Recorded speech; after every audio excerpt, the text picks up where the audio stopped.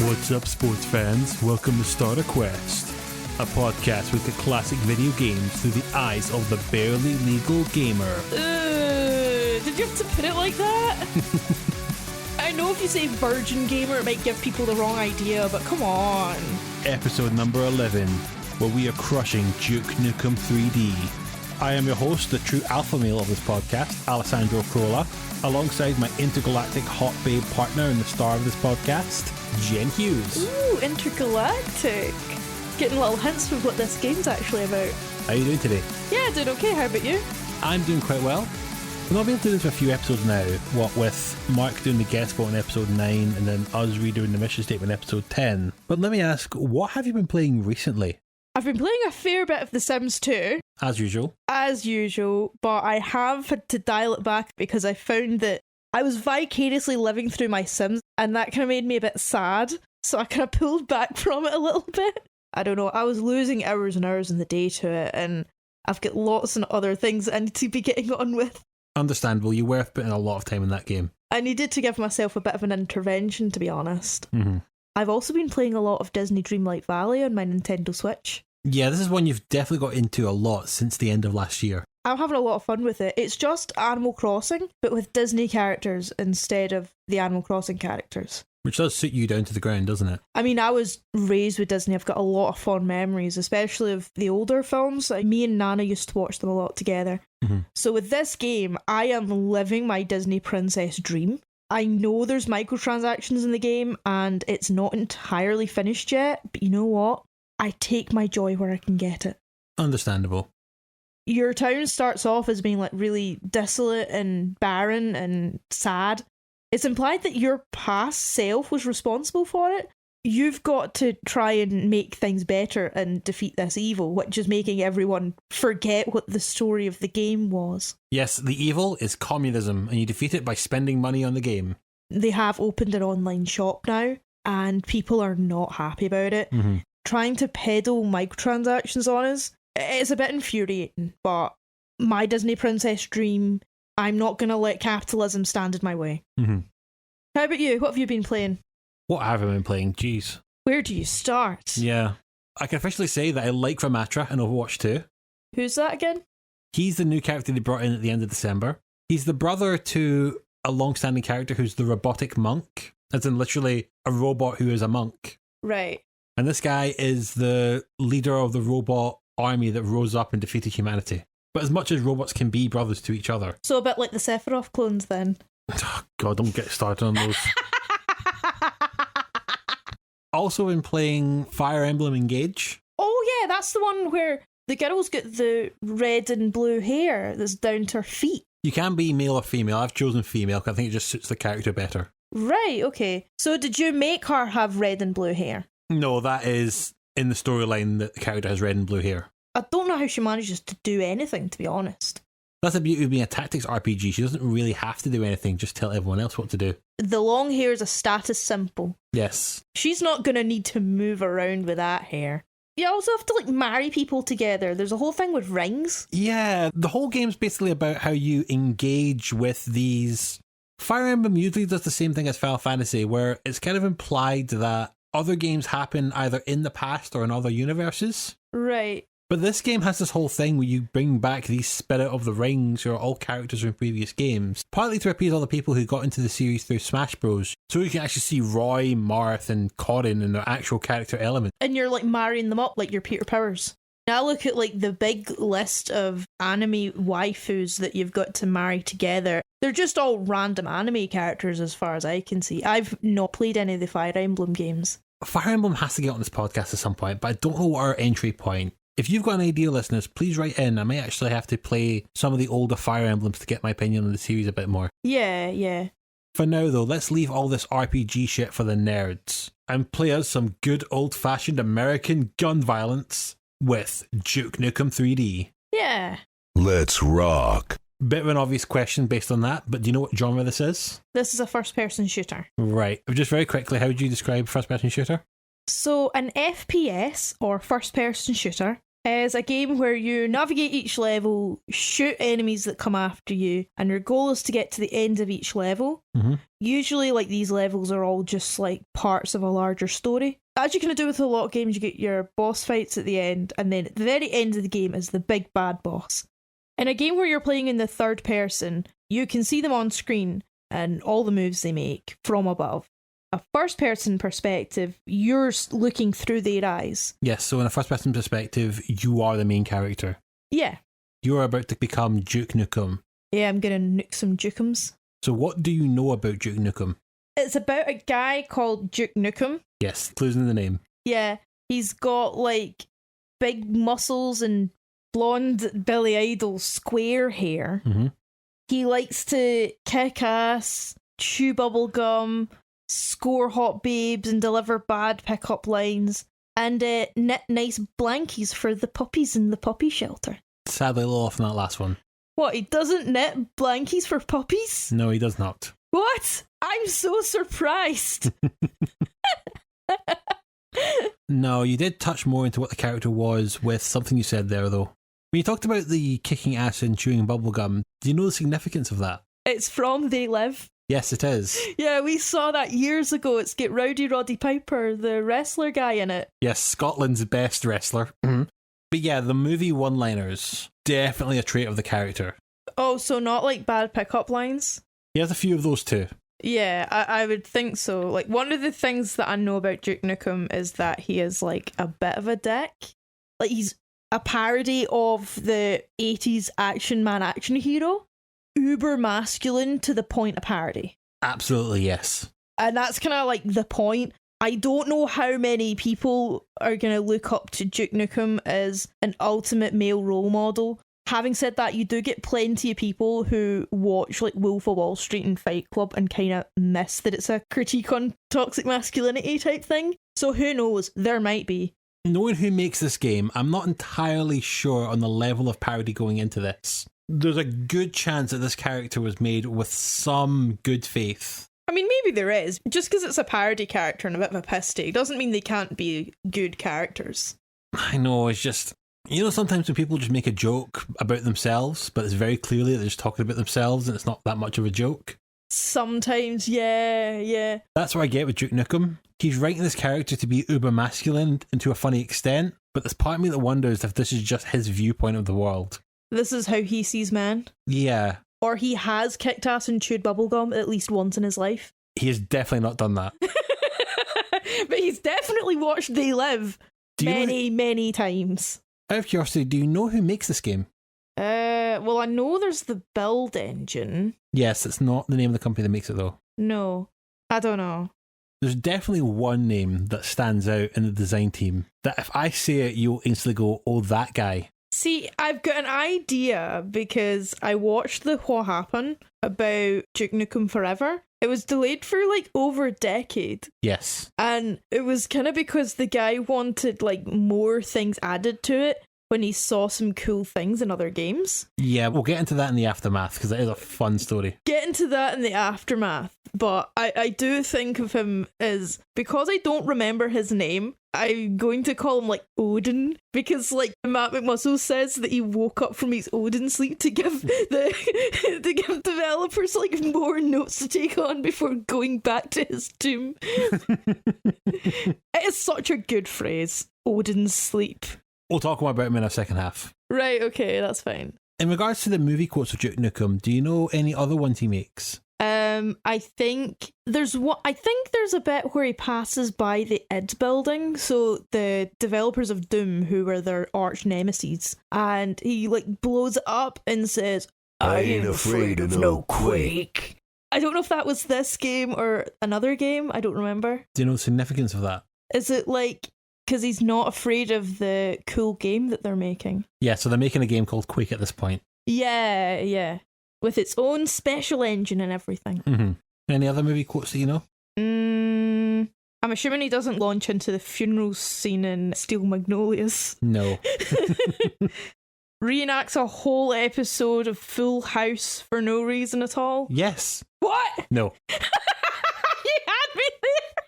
No, I actually don't know. I'll see how many you catch when you're playing through the game. Right, okay. Do you know the significance of those lines? How they come up in plot? No. Okay. So can you name any characters from this game other than Duke Nukem? Duchess Nukem. No. Yeah, of course not. Why would Duke Nukem have a girlfriend anyway? His name is Duke. That isn't his, landed title. Really? What do you mean he doesn't have a landed title? Sadly, he is not a Duke. He didn't pay established titles for a metre squared of our land. Even Duke Nukem isn't stupid enough to fall for that shit. But it's just a bit of fun. I think one of my aunties got it, and everyone who knows is aware that it is just a bit of paper and it's silly and it's fine. But there are people who are actually really annoyed that they couldn't put Lord and Lady on their passport. And it's like, do you think that we're gonna give that title out to everyone? These rich people don't want anyone to be lords and ladies. Although I am now just imagining Duke Nukem as a lord. Lord Duke Nukem. Lord Nukem. Yeah, proper Lord of the Ring pieces right there. What are you expecting from this game? I'm expecting some first-person shooting. Mm-hmm. So I'm not really going to see Duke Nukem's face very much, although I'm sure he'd really like me to see his face more. You said the words intergalactic, which makes me think we're going to be shooting Duke Nukem off into space. Do you know who the enemies are in this game? Other men who want to try and steal Duke Nukem's hot babes. Am I actually not far off? Aliens. Yes. Aliens who want to steal Duke Nukem's hot babes. Yes. Ah! There we go. I got it eventually. They're coming for our women and only Duke Nukem can stop them. Only Duke Nukem with his big weapon can fight off the beta aliens who want to steal our women. I know, it's such a porn plot, isn't it? Check out my massive weapon. So, you go around a city shooting bad guys and delivering bad pickup lines to women that somehow work. Not entirely off, no. You pass id studios or blow up or something, and sexism. Lots and lots of sexism. Do you think there's a lot of women in this game? I'm sure Duke Nukem would like to have a lot of women in his game. What is Duke Nukem? What's his job? What is his job? Male porn star? We go male porn star? Maybe the novelty of the hot babes would maybe wear off if you're a male porn star. Because it's I don't really see women that way. I've talked to them all the time at work, and it's just a thing. You know when you're a barista and you go home, you're like, I don't want to see another cup of coffee. That might not actually be too far from the truth for some people. Do you know how the babes feature into this game? Are they MacGuffins? You collect them in Kirby's Great Cave Offensive? Not entirely, no. Not entirely. Am I far off? Am I close? Less collectability. Oh wait, you can use them as assist trophies. You catch them like Pokemon. No. A lot less collectability, but I'll let you see them when they appear in the game. I'm just imagining Duke Nukem as a Pokemon trainer. Malibu, I choose you. Throws the ball in the ring. Then the woman comes out and then the jiggle physics just bounces her boobs a little bit. I can just imagine that happening. I know it's not going to happen because it's a first-person shooter, but it's just a really funny image in my head. I had to inflict this on you. I'm not sorry. That mod is somewhere on the internet. Yeah, I think it's somewhere on the internet. Where is it? So what else are you expecting from this game then? I don't really know. How do you think you'll find it? I'm imagining it's not going to be exactly like Doom because they're using the build engine and not the Doom engine. Yes, this is easily the next evolution of the first-person shooter. You can now look up and down. Oh, great! You can look up and down with the hot babes' bodies. Exactly. I mean, he will end up just staring directly into their cleavage, but whenever they say, hey, you pig, my face is up here, he can look up. Another thing I know about Duke Nukem is the meme where someone's reading out this picture and it's of Duke Nukem. The top text is, go ahead, Mom. Take away my Xbox. And it's got the da-da-da-da-da-da. And then the bottom text says, nothing you do can unfuck the Thanksgiving turkey. Oh God, if I have my way, I'm definitely going to put some of Gianni Mataragano's impressions of Duke Nukem onto this episode. Oh, that would be great. But yeah, he does a lot of Duke Nukem memes that I know you've watched with me. I might be quoting one of them, actually. You quote the I Like Men one a lot. It's so funny. Right, you're going to have to explain that, though, to the listener. So, Gianni reads out Duke Nukem memes, and one of them is like... I'll tell you this, it's an actual advert. Do you remember the original message? Oh, if you don't play Duke Nukem 3D, you like men. Yes. Now, I've not done any research into this. I don't know the validity of this, but supposedly that was a print advert from when the game was coming out. And then it's just someone who's kind of rearranged the letters a bit and the words to make funny things, and it's absolutely hilarious.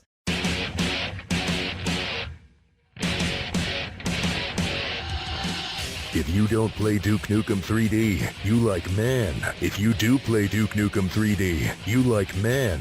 You like men. You know how the advert says that if you don't play Duke Nukem, you like men? Mm-hmm. It implies that once you've played Duke Nukem, you no longer like men. I guess so, yeah. Considering what I've heard about Duke Nukem, that checks out. Let's go into the rules of gameplay. Right. Rule 1, like with Doom, we're playing this on easy mode. Hooray. The version we have does have a rewind feature when you die, which I'm not against us using each time you lose a life. Thank you. I'm sure Duke Nukem would like to know that I'm an easy girl. Hey. Hey. Rule 2. This game allows us to use the re-recorded voice lines by the voice actor, or Right. the original voice lines of the voice actor. I thought about it, and as much as I do have a lot of charm for those bit-crunched old versions, we're going to go with the new recorded versions. Are you worried that my hypersensitivity to noise is going to come to play? A little bit, yeah. Yeah. Thanks, darling. And rule 3. I'm a little unsure about where we're going to put the cutoff point for this one. The game originally had 3 episodes. With the Megaton edition from 2013, they added a 4th episode. But this 20th anniversary edition has added a 5th episode. So there's 5 episodes. Yeah, now I've played 4 of them. Right. And I would say the minimum you have to play is 2. But if you get to the end of 3 or 4, both serve as good cutoff points. So you're basically hoping that I get to 3rd base. Yes. I mean, I'm personally hoping to go all the way. We'll see how tolerable this man is. I would say that as a rule, we don't play episode 5. Why? I've never played it, so I can't say how it would be for a new player. So it's not like part of the actual game? No, it's very, very tacked on at the end. Right. Literally very tacked on at the end. It's Yep. about 5 years old. This game has taken us back to the PC. We're playing this in my office again. It's kind of funny because it's a game for PC that is not going to be very PC. No. And I mean, this is coming from someone who played Doom. That game was more PC than this for sure. Yeah. It's a different kind of hell. The version we'll be playing is the 20th anniversary edition, which has a lot of quality of life fixes. Mm-hmm. It's also just unfortunately the only version they now sell. We can't get a comparison. Not really, no. You can't show me the original Duke Nukem and all its janky glory. It's not too far off from this one, thankfully. I have looked at it side by side. Right. Personally with this game, remember when we talked about Doom, I talked about shareware? Yes. This game came pre-installed in the Windows 95 PC my parents got. Oh. So I can say that Duke Nukem 3D was the first game I ever played on a Windows system. Really? Oh, that's pretty cool. I completed the shareware version, which is just the first episode. And at the time, I was just fine to go, that's me, completed Duke Nukem 3D and move on. Mm. As an adult, I've now looked back and realised that there is more to the game, and I have played through the last anniversary edition they made called the Megaton edition, when they gave that away free on PlayStation. Ah, so you can handle it in the controller as well. Yeah, but I think we want to stick to doing first-person shooters on a PC just to get this type of playstyle ingrained into you. Mm. So, you've got your big guns. Fuck yeah. And you've got your subscription to Playboy. Do they still make those magazines, right? I hope so. Are you ready to start betting on Duke Nukem 3D? Sure. Okay, let's get started, bitches.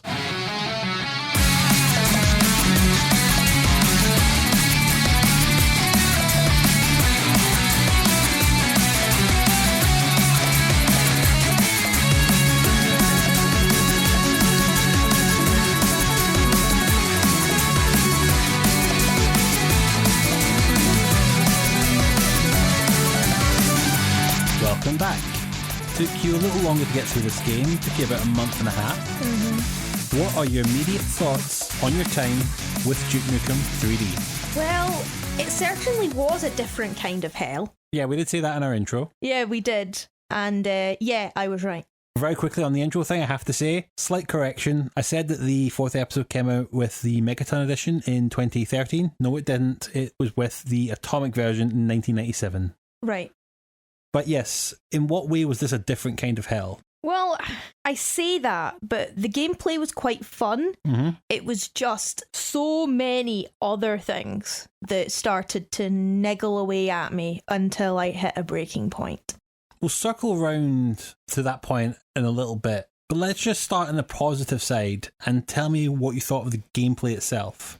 So the gameplay is basically just Doom, except you can look up and down. Mm-hmm. And I like the gameplay in Doom. Mm-hmm. And I'd say that the gameplay in Duke Nukem is one of its strengths.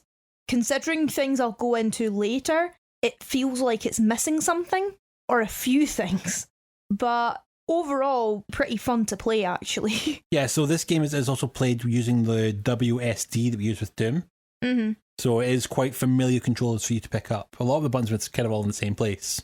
Yeah. So it was okay to pick up, actually. But I think the only thing that's new for you in this game that wasn't in Doom is that you had commands to crouch and jump.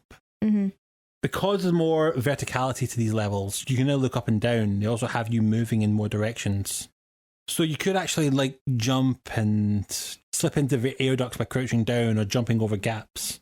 How did you find kind of getting around with Duke Nukem and doing the jumping stuff? I found it okay. It took me a wee while to get my thumbs round, especially when I was anxious, but yeah, not too difficult a transition. Mm-hmm. I did keep looking down with the mouse by accident, but that's a bit of a default for me because I tend to walk looking down at the pavement because I worry that I'm going to trip over something and fall on my face. Yeah, you don't have to worry about that. Like, you're never going to see like Duke Nukem catch his bollocks on the end of a desk, you know? That would be funny though. You get nut shots and it'll make you lose your health. That's in the very high difficulty, that one. What did this game have though that makes it different from Doom? The ability to look up and down, and Duke Nukem delivering a wham line every time you kill something. Blow it out your ass. It's either a wham line or it's an "oh yeah."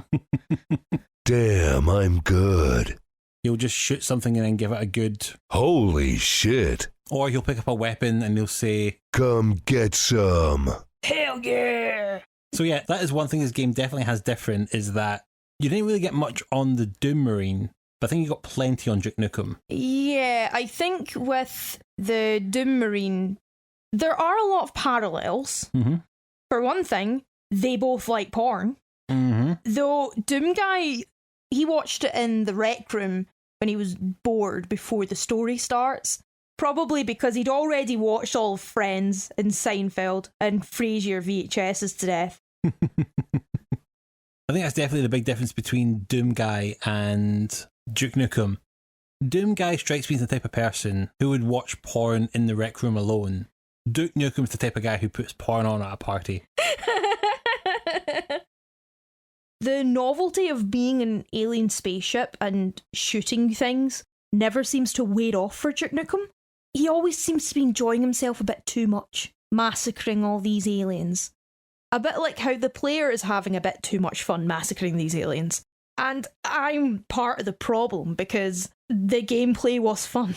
I think that Duke Nukem is having fun causing chaos throughout the game. Yes. Whereas Doom Guy is there because he has to be. He's stuck there and he's got a purpose of trying to get out of there. And Doom Guy is not enjoying himself, apart from when he finds a weapon and he's like, yes, I've got a weapon. More of a way out. Duke Nukem, I don't get that vibe from. Yeah, he is... I don't think that Duke Nukem sees any negative in how his day's going until he dies. Yes. When he'll usually give it a... This sucks. Imagine being like, when they die, their last word is, oh, this sucks. Despite Duke Nukem's reputation, I think that he is more of a dork than Doom Guy. What makes you say that? He's kind of overcompensating a little bit. Mm-hmm. Duke Nukem strikes me as the nerdy kid who only started going to the gym to pull women and prepare for the zombie apocalypse. Yeah, he does have massive prepper energy, doesn't he? He has a lot of bravado and does not shut the fuck up. He is such a poser. Absolutely. You know those guys who brag a lot about how much sex they're having? To the point where you wonder, are they actually having that much sex? We say this because porn and strippers are a key aspect of the plot. Yes, you will constantly run into both porn and strippers, or strippers and porn, through the first episode and the third episode. Yeah, and there's also naked women on the spaceship, which we will get to a little bit nearer the time. Yes, because I think a big element of this game is that there's a lot of set dressing. You know, there's a lot of like pool tables lying around, or you get an arcade machine of Duke Nukem. Don't have time to play with myself. Cool reference, bro.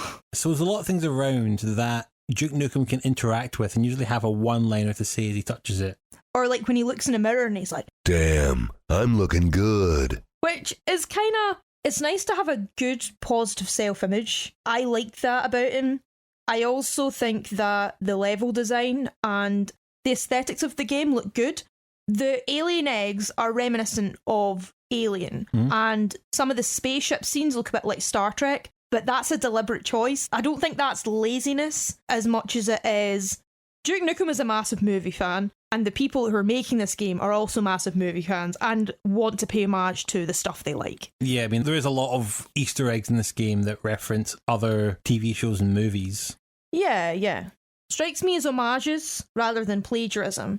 Now, there's some really weird references in this game. Like, there's Star Wars references, Indiana Jones references. There's a bit where you find the monolith from 2001. Oh, yeah, that's a pretty vital component to one of the levels. There is even a screen in a bar where you can actually see footage of the O.J. Simpson chase, which I thought might have been a little bit tasteless. The best thing you can say about it is that it is of the time. It's very much of the time, indeed. They do also take pot shots at other gaming companies, like when the scene where they blow up the Quake building, and I think there's a reference he makes about a doomed space marine. You see a man who's been cut in half and stuck to a wall that looks a little bit like the Doom guy. I mean, there is an element of, haha, us lads making video games together, but then there's another element that's like, feels like a bit of a dig for no reason. I'll explain a bit more of that when we get into our design. Yeah, I think so. As little as the babes do, they are drawn very well. They look great. Yeah, you can definitely see the definition on their nipple tassels. Yes. And that's not a joke. You can definitely tell that a lot of time was spent on drawing these babes. A lot of time. Pointing out the obvious, the women are heavily objectified in this game. You think so? Yes. No, they absolutely are. They're literally objects in the game. Yeah, you trying to work out what you had to do with the babes in the first half. I didn't want to say it to you, but they rank alongside the pinball machines and the Duke Nukem arcade machines as just objects you interact with throughout the level. Yeah. You go up to a stripper and Duke Nukem just shoves a water notes in her face and goes, "Shake it, baby." Yeah, I mean, you get a few types of women in this game. Strippers, hostages, and cheerleaders near the end of the game. Mm-hmm. Very limited selection on the women, which I can understand might be a time-saving thing, possibly. And there was something like very incongruous but also kind of cool about like you walk into one of the levels has got lava and there's like one woman dancing around a fire pit completely naked. And there was something kind of like funny about that. Yeah, but why is she just there? Why can't you tell her, hey, you might burn yourself on that fire, hen. Maybe you should step out of the fire pit? Yeah, and there's a good chance that regardless of if she's stripper, hostage, or cheerleader, she will show you her tits when you interact with her. Yeah. I started off, before playing the game, I thought, okay, Duke Nukem is an overblown parody of masculine, macho, action hero men from the 80s and 90s. He's not really to be taken seriously, and you can have a bit of a chuckle at his expense sometimes. Mm-hmm. Yeah, I vastly overestimated this game. There was, he was quite a funny character. He had some funny jokes and moments. But then I started to think, oh God, they're serious. They think this guy is the most awesome, badass self-insert that you can get. Yeah, you can see what I mean, though, in my first half, where I said I'm not sold on the level of parody. I strongly believe that they think this is cool. Yeah, they see him as being aspirational, and by extension, I imagine a lot of boys and men playing this game found him aspirational. And I say boys and men because Duke Nukem is a manly man, and it's stretched even to the advertising. That whole, if you don't like Duke Nukem, you like men, was very common and pervasive back then. I think it still might be, but especially back then, that being gay means that you are less of a man, which is just not true. I have to say, I have tried to find where that advert came from, and I've not been successful. I'm not entirely sure it's real. Do you think? There's a possibility it may be something someone's made and fabricated as being real. I've not seen a source for it. So I'm just going to throw out that pinch of salt to the audience to say that may not be a real advert. But then whoever made that thought that this made sense for how to market Duke Nukem. It does fit the brand. Yeah. It's very hard for me, like, and this is not me just being, oh, I'm a feminist and I think this is bad. It's more just a sense of, this is not made for me. Mm-hmm. With Doom, I could see myself in Doom Guy, didn't feel particularly excluded just because he's a male character. Men can play as female characters and vice versa, and it's fine. But with Duke Nukem, it's just what they were going for with the game that makes me think, right, okay, I know what this is. I understand that, I do, because it's... And by the way, if it seems that we're not talking much of the gameplay, there isn't really much to talk about. I mean, we'll talk about the weapons and the items as we go through the game, but for the most part, it is just, you have to be a lot more aware of your surroundings, but it does feel more like a sequel to Doom than it does its own system. Yeah, you can tell that they've taken inspiration from Doom, but yeah, there's some missed potential there. Coming back to the point about Duke Nukem being an ironic parody, mm-hmm. I had this friend who would watch Eurovision every year, ironically. Mm-hmm. But at the end of the day, the man was still watching a 4-hour-long show, including the votes counting. He contributed to their ratings. Like, what statement was he making against Eurovision by watching it ironically? Like, nothing. I really get the same vibes here with what they were trying to do with Duke Nukem as a parody character. Duke is a self-insert character, and I don't know if I want to know the person who's the self-insert. Not just because, like, you know, a bit annoying, bit of a dorky poser or whatever. That's all fine, but more for reasons I'll describe later that probably weren't intentional. Well, it's a shame that you don't want to get to know the minds behind it, because we do have to go through our design process. Oh, cool. Groovy.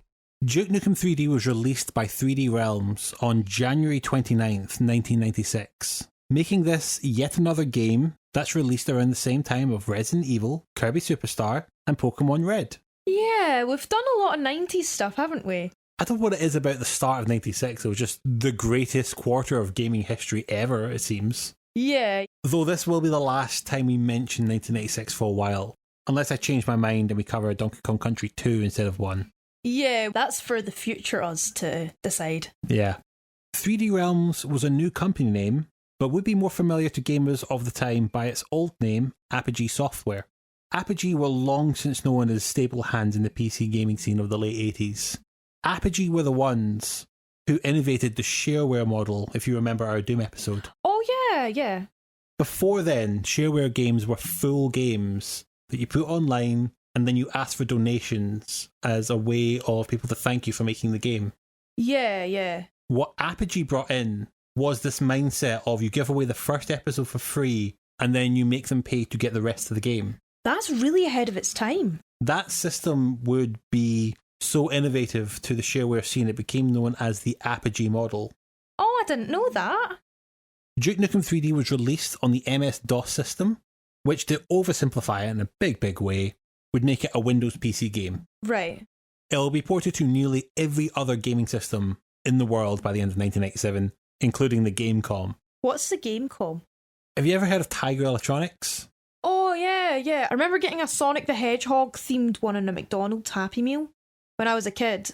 Yeah, they tried to make a handheld game system called the Gamecom, and it had its own version of Duke Nukem. Like I said, it was everywhere by the end of 97. Yeah. Now, all those comparisons to Doom are deeply fitting, as 3D Realms were once partnered with id back in the Epsiode days. They helped publish some of id's early games like Commander Keen, which was the platformer, Yeah. and Wolfenstein 3D, which was the very first first-person shooter they made. They parted ways before id made Doom, though. But as far as I can see, the split was taken in decent spirits. As much as Duke was blowing up their headquarters and killing the Doom Marine in the games, it was always seemed to be taken with good fun. Yeah. That makes sense. Not gonna lie, I was secretly hoping for some spilled tea, but I'm also glad that they split amicably and little jabs here and there were just in good fun. I'm glad about that. Now, there's a little bit of wordplay going on with the title Duke Nukem 3D. Right. You might think the 3D is just because of the first-person world that they've built, but it's also because this is Duke Nukem 3. Oh, right! Which I think makes the title itself a movie reference to Jaws 3D. Right, I didn't know that. Yeah, Duke Nukem's 1 and 2 were platform shooter games. So think of like Metroid or Turrican, that type of thing. There was like a guy running about with a gun that shoots up and down. Right. And they were decently popular. Nothing huge, but did all right. However, after Apogee brought in Doom's poorly treated narrative designer Tom Hall, if you remember him. Oh, yeah. He was the guy that John Carmack said. What was it? Story of the game's like story in a porno. Expected to be there, but it doesn't matter. It's very fitting that there's so much porno in this game then. Yes, well, it was Apogee who brought in Tom Hall to take his Doom Bible and turn it into an actual game called Rise of the Triad. Ah, okay. What's Rise of the Triad? I kind of want to cover it in another episode, so I'm not going to say too much. Okay. I'm not sure if we will or will not, but it is one that's a good possibility. Yeah, I mean, if we get enough people saying, hey, we want this game, then probably.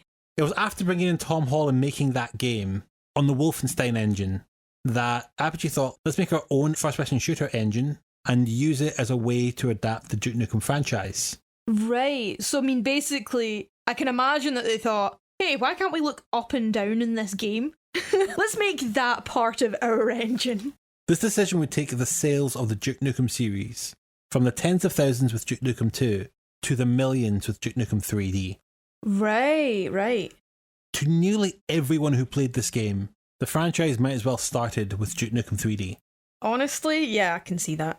I mean, you assume that there's been a first and second, but I've not heard many people actually mention them at all. I've never played them, I'll be honest about that.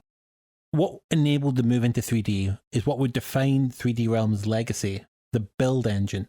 It was built as an evolution to the Doom engine, designed to offer more freedom than the former. So, is it just looking up and down, or is there other stuff in there too? Be able to interact with levels and having some tricks where it could like give you the illusion of having one floor above the other. Oh yeah, of course. Now that isn't technically possible.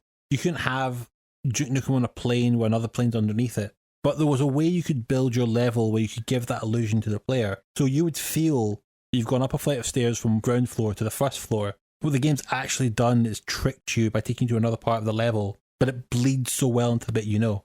Right, so Doom didn't do that? Yeah, Doom, you couldn't do that at all. There was no parts of Doom that were underneath another part of a level. Ah, right, okay, yeah, that makes sense. Having played other modern games, it's so easy to take the idea of other levels to your level as just a given, to the point where I completely forgot that you can't really do that in Doom. Mm-hmm. I think that they've done quite well in showing off those features, considering you start the game at the top of a building and you jump down. Mm-hmm. And there are loads of like stairs and lifts and everything like that. Pretty seamless transitions, and adding lots of objects to interact with, like the babes, the screens in the porno theatre, the pool table, the arcades, the cubicles. I'm pretty sure there's like a alien Jesus model at some point that you can interact with. Mm-hmm. Fuck it, don't question it. Now, Scott Miller, who is one of Duke Nukem's creators, recalled that with Duke 3D, unlike every shooter that came before, we wanted to have sort of real locations like a cinema theatre, strip club, bookstores. So emphasising on level design was always key to this game. Yeah, that definitely shows. Now, this wouldn't be the first game to be built on the build engine. Witch Haven came out before it, and another game called William Shatner's Tech War. Wait. So there's a game adaptation of William Shatner's Tech War. Yes, the one that Father Ted's reading in Father Ted. I was just thinking that, actually. Tech War of Father Ted's fame. Yeah, I think that's the only reason you'd recognise that name. Don't worry, neither game's getting on this podcast. They came out in 1995, but didn't have the impact of Duke Nukem 3D. You mean millions of people didn't want to play an adaptation of William Shatner's Tech Wars? No. What? Why? How dare they? Now, getting to the bottom of who made this game, the most notorious name associated with the Duke series is George Broussard. Yes, I remember the name now. Yes, he is the one of Odin Sleep fame from our first section. Yes. I don't think he did a lot of sleeping designing this game, but for Duke Nukem Forever, yeah, there were big, long breaks, as far as I know. Yeah, with this it seems to be quite highly collaborative. To put success on one person's name for this game seems a little unfair. What I've read online and seen in documentaries, the entire team was just lobbing in ideas and were building this all together. Were all the people in that team men by any chance? Yeah, I think they all are. Yeah, that checks out. I mean, Duke creation is credited to George Broussard, Alan Blum III, Scott Miller, and Todd Replogle. So you can imagine that putting credit on one name is a bit tricky with this franchise. Yeah. Pretty talented guys, yeah. The one name I want to treat special, though, is Ken Silverman. This was the brain behind the build engine itself. A man whose work John Carmack said was extremely impressive. If John Carmack is praising up your work to the nines, you have done a good job. Absolutely. Ken was a genius of his time. Sadly, as will probably become a recurring theme in this episode, Ken got caught in an endless quest to make Build 2, an engine which has sadly since been abandoned. Build would be his life's work, but he does have to be remembered as one of the greatest programmers of his generation. With the step out of the mazes of Doom and into a more familiar world, another distinguishing feature this game included was giving the main character a voice. Where FPS games usually featured silent protagonists, like in Doom, to let the player better project themselves into the character, 3D Realms wanted to give Duke more personality. Which they definitely managed to do. They hired voice actor John St. John, a man whose name I had to check I didn't enter as a typo, and put these cool one-liners in the game. No, cool with quotation marks. Cool according to these fucking nerds. Am I right, guys? I'm gonna kick your ass, bitch. When it comes to the music, they brought on Lee Jackson to make the soundtrack for this game. Lee had worked for Apogee in the past for some of their earlier games, including Rise of the Triad. To help Jackson, though, they brought on Doom's composer Bobby Prince. Hang on. Bobby Prince? Yes, the guy who made the soundtrack for Doom is back doing the soundtrack for this game as well. So they got two guys in there? Yes, two working together. Huh. I know one thing you said about the music is that you felt it was a little derivative of Doom. Yeah, I now know why. Yes, it's made by the same composer. You could tell he was kind of copying his own notes a little bit. Yeah, because I hate to say it, but the music of Duke Nukem is nowhere near as memorable as the ones for Doom. It's all too mild and synthetic, the background music in this. It has decent bass and drum lines to it, but it doesn't really save the tunes. Yeah, it does fit the vibe. Yeah, there's nothing offensive to your ears. Better than silence, sure. But it doesn't make you go, oh my god, this is amazing. Yeah, there's no Dance of the Sugar Plum Fairies of the Doom soundtrack. It's good at what it does. It's very competent. Yeah, it's just nothing will stick in my brain. In a month's time, you could play me any song from a Duke Nukem level and I probably wouldn't be able to identify which game it came from.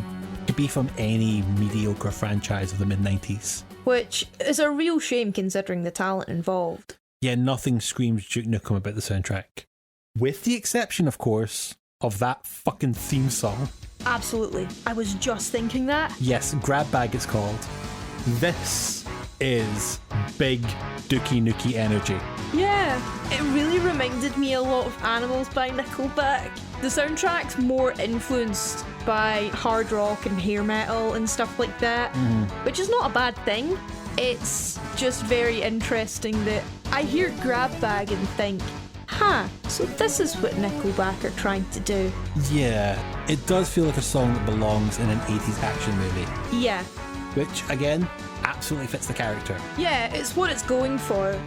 So that is the one exception I could give for the music in this game, and it is probably the most famous song from this game. Yeah, sorry guys. Actually, no, not sorry. I'm going to be going to town slating this game in a few minutes.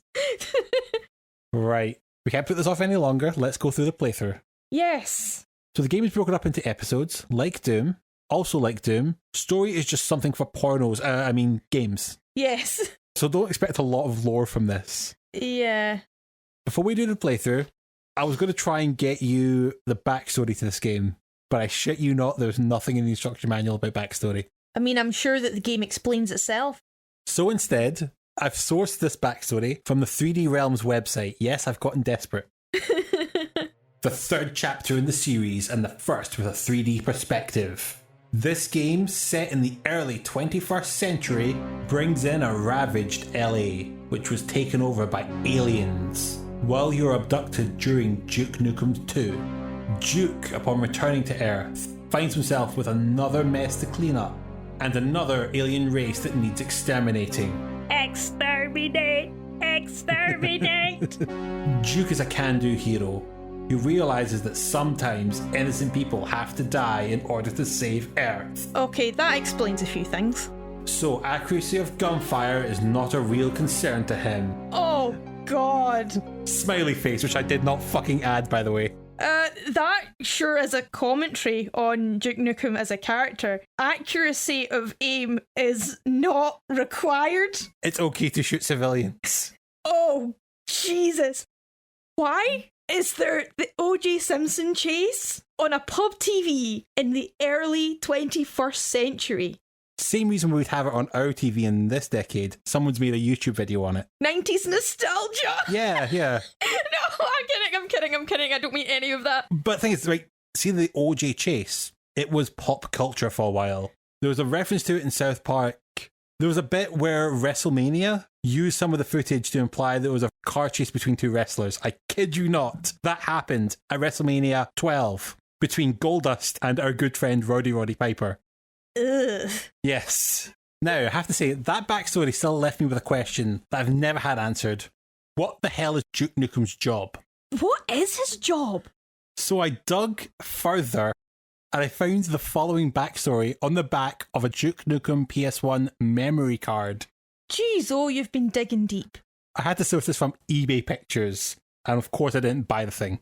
Yeah, sorry, eBay seller. This information is so fucking sketchy, not even Wikipedia will cite this. Oh, fuck. So take the following with a grain of salt.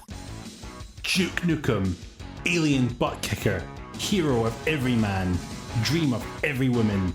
Can you imagine that on your CV? When fighting aliens, he's the good and the bad, while they're just plain ugly. Politically incorrect. Oh no! And letting nothing stand in his way. Duke is a man of action, with scores of Earth-saving adventures, and an even better score with beautiful women. Ugh, God. Duke trained and served for 12 years under General Philip Graves, head of EDF, Earth Defense Force, a special forces unit clouded in mystery. The General still helps Duke operate outside the system with inside government and military data. Among Duke's well-known missions include a battle against Dr. Proton and his army of tech bots, which was Duke Nukem 1. Alright, okay.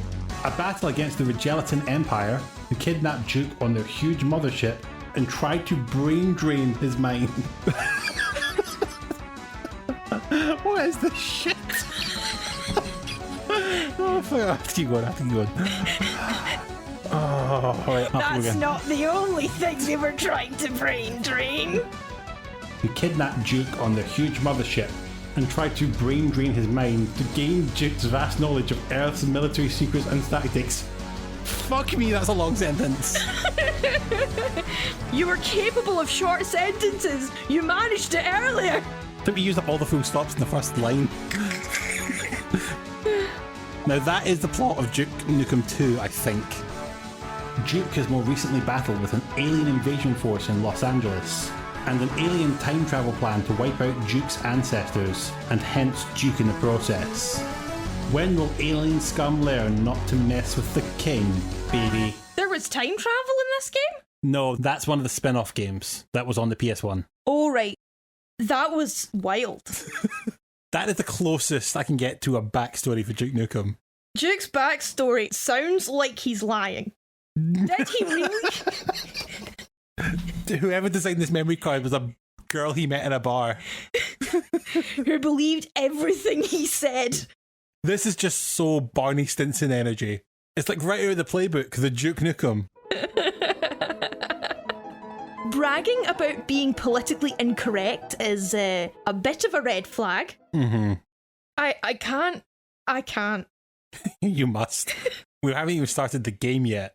All that is just to explain why, when you start the very first level, it opens with Duke Nukem saying, Damn, those alien bastards are gonna pay for shooting up my ride.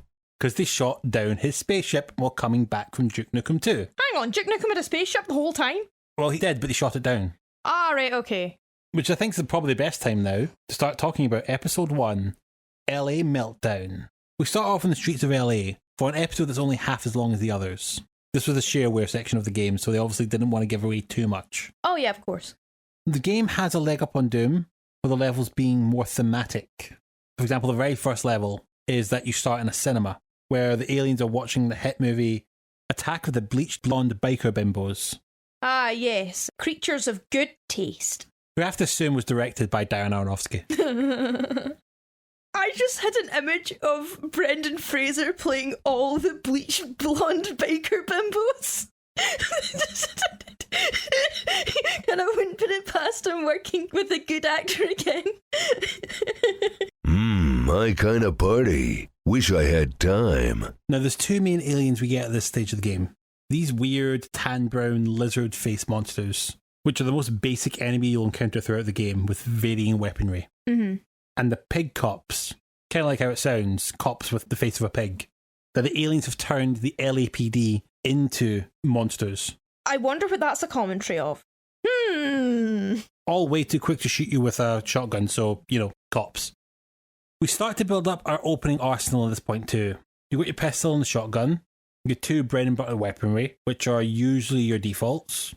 Both work a lot like how they did in Doom, so there's not really much we can really say about them. Yeah. Same for the chain gun and the rocket launcher, which you do pick up in some of the earlier episodes as well.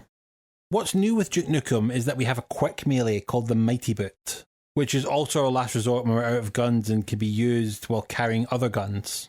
Yeah, when you get like little blobby aliens later on in the game, the kick's really handy for that. When you're in a level that's full of those little bastards, you just hold Q and Duke will keep doing the can and putting them away. Yeah, while you're walking, you're just canning around. Yeah, I just imagine him hopping around doing the can while holding a gun and killing things. Yeah, you're shooting something at the same time as kicking something else. So it's just a really quite efficient system. Even when you're crouching and jumping. Mm-hmm. I mean, now that's badass. It annoys me that a jumping kick doesn't do more damage. That's a diving kick, that. Yeah. I mean, it did more damage in Street Fighter and Mortal Kombat.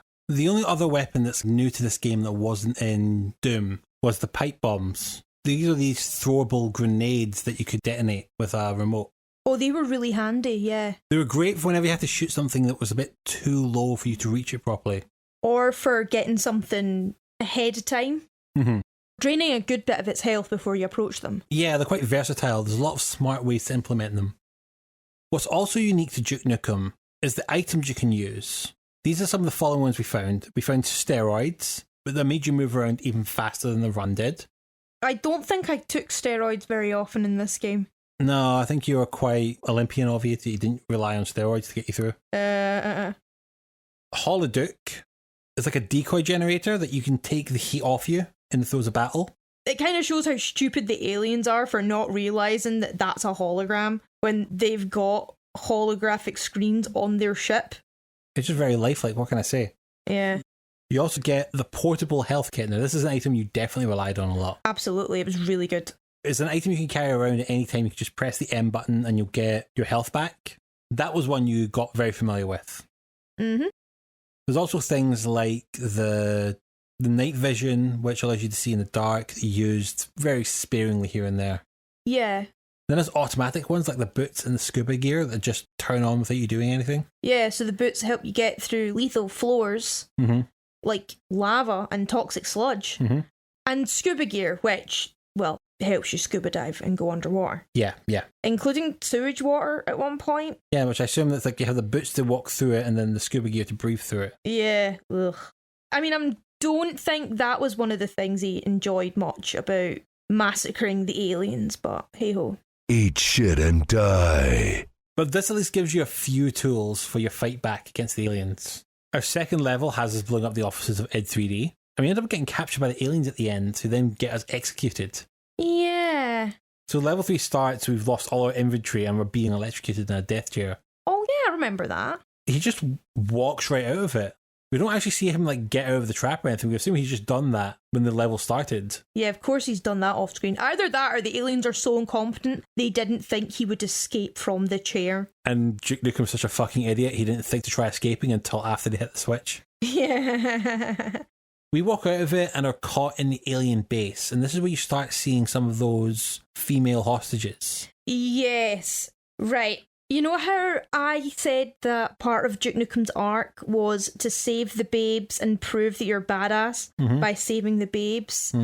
You don't get to save the babes. No, you do not. They're tied up in alien sinews or whatever. Sometimes they're sitting down and bound up. Sometimes they're hung upside down and bound up. Either way, you can see their breasts, which I think is important. Yeah, that was something they felt was very important to have in your victims of alien imprisonment and torture. That's what it is. But you don't get to rescue them. No, you do not. When I first interacted with one of the babes, the only thing she said to me was, "Kill me." And you can either choose to kill her, like you're fucking Dignitas, but worse, or you leave her there to die slowly and painfully. Yes, and if you shoot her, then usually it'll spawn in monsters. Really? I didn't know that. Yeah, I know you avoided it every chance you got. I couldn't face killing the babes. I just couldn't. I couldn't do it.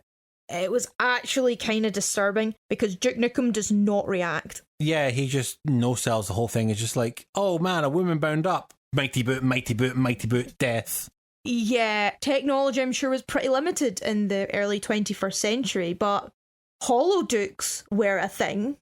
There couldn't have been a babe teleport. You press E and the babe teleports out and says thanks. They couldn't have added that in, considering part of the point of the game is to save the babes. Now, funny you should say that, because they added that into the Nintendo 64 port of Duke Nukem 64. None of the fuckers at 3D Realms thought, there's something missing here.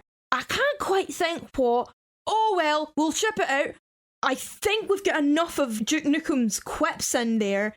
Plenty of guns, plenty of hot babes, and crazy aliens. Yeah, I think we're good to go. I imagine the day when they had to find out, those motherfuckers at Nintendo, what?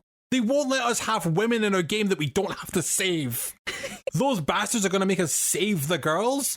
They're fucking tyrants. I would have got the vibe that it's like, wish we'd thought of that. That's the thing though, right? They put it in Duke Nukem 64, but they didn't put it in any of the re-releases of Duke Nukem 3D. Which I think is kind of disturbing, actually. They've had 20 years. Exactly. They have the choice to fix that, and they're choosing not to.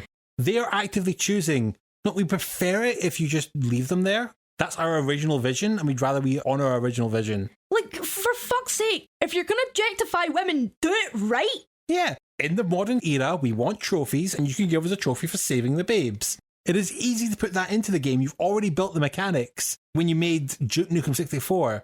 save the babes, and then you have a cutscene at the end of the game where you have all the babes on image and Duke's arm around them going, yeah, I get laid, or some fucking dumb stuff like that. Yeah, maybe you get like a little thing in the credits where you get pictures of all the babes you've saved. Or you've got a little scrapbook that you can look back on and go, yes, these are the babes that I've saved. I'm super proud of myself.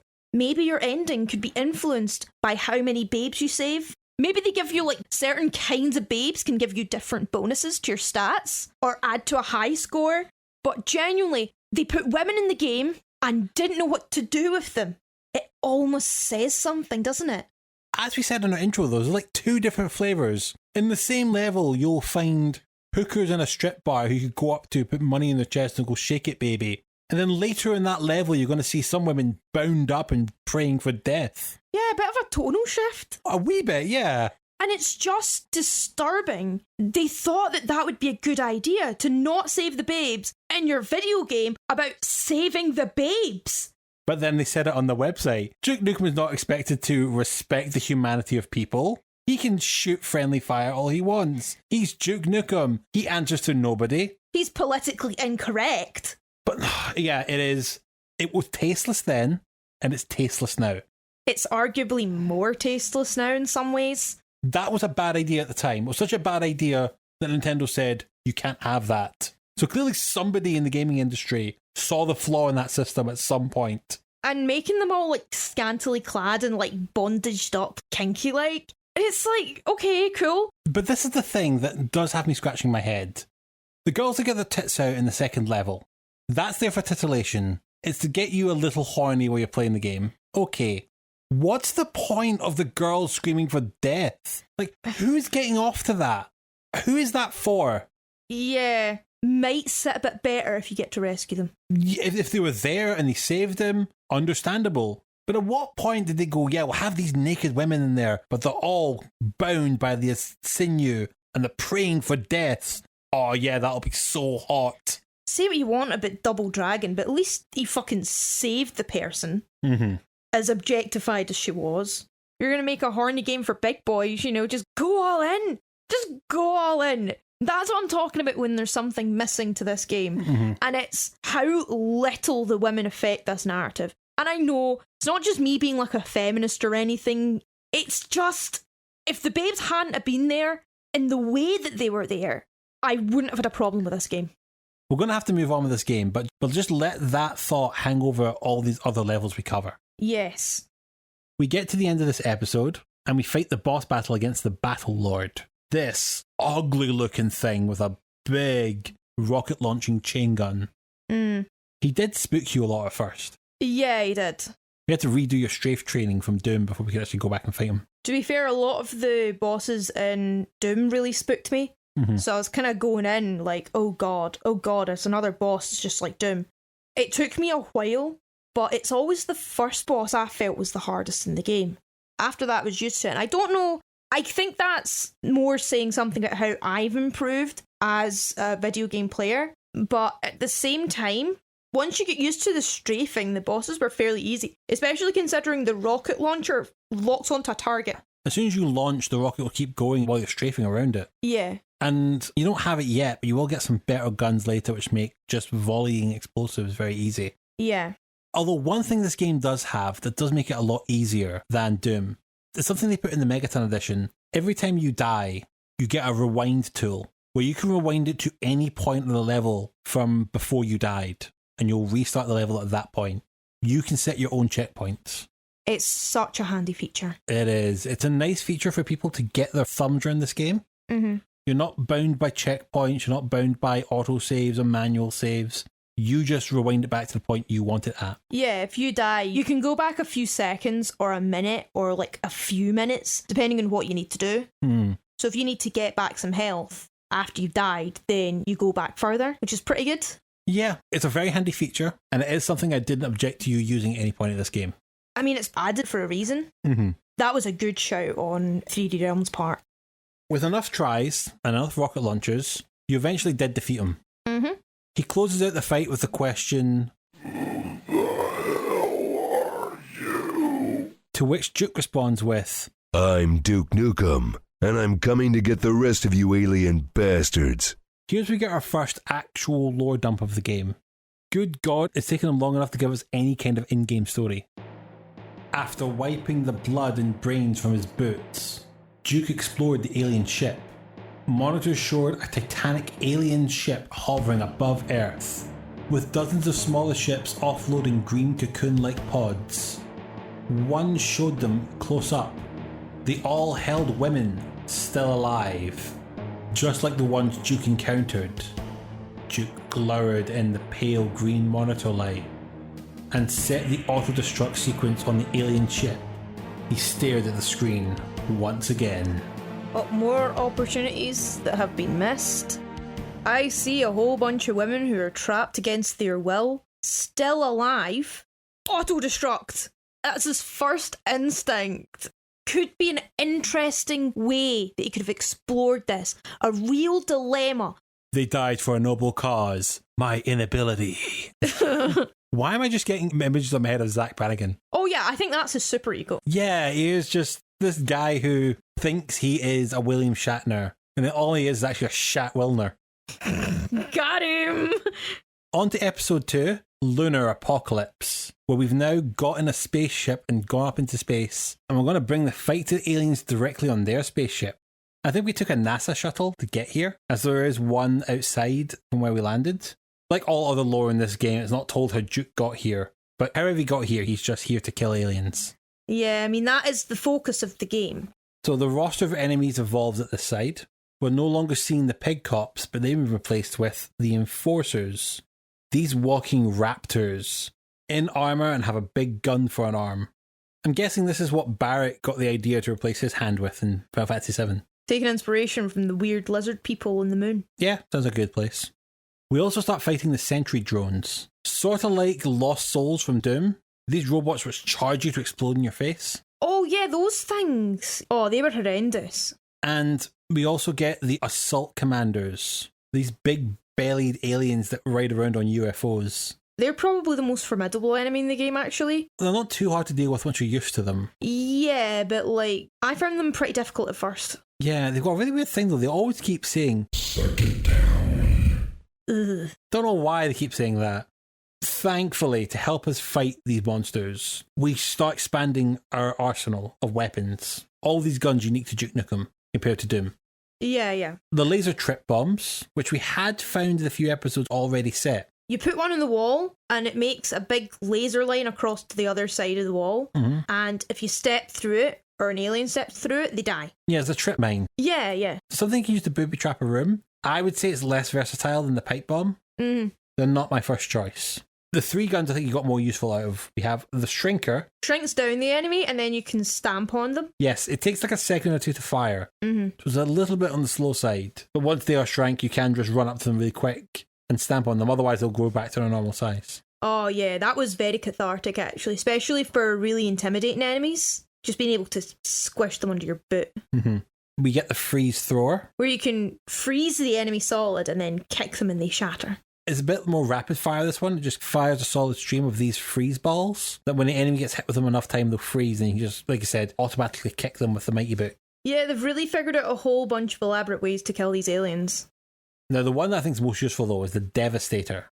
It's like a big machine gun rocket launcher. Yeah, it just kind of like fires a barrage of little explosions. Mm-hmm. Each single explosion is less powerful than the rocket launcher, but it's the volume it throws out. There are some bosses which get absolutely mangled to this thing. But they also run out really fast. Mm-hmm. That's the issue with the Devastators. There's also one last item that we find in the second episode. I think it's in the first episode, we just didn't find it. Of the jetpack. Yeah, the jetpack. Oh, that was fun. Absolutely wrecks this game. But it's very limited and you can't find it very often. Yeah, what the jetpack does is that you can go anywhere on the level. You press spacebar to go up and control to go down.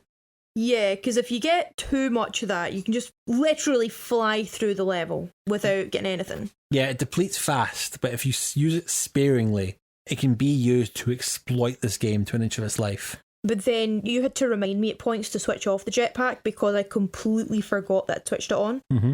You can kind of see yourself levitating, but not really. It's not quite the same. like a third-person perspective, it would be more apparent, but still pretty good. Still a very useful tool. Now, when it comes to movie references, I think it was the second episode we saw the first big major one that you recognised. We come to this dark room where the only light is some rectangular rock. As we get around it, we see that the rock is a big black rectangular cuboid that looks like the monolith from 2001, A Space Odyssey. I remember thinking that was quite cool, actually. Yeah, quite nice, although the noise it makes is awful. Oh, I hated the noise it made. Sometimes with my autism, I find noise is painful, and that was a really painful noise.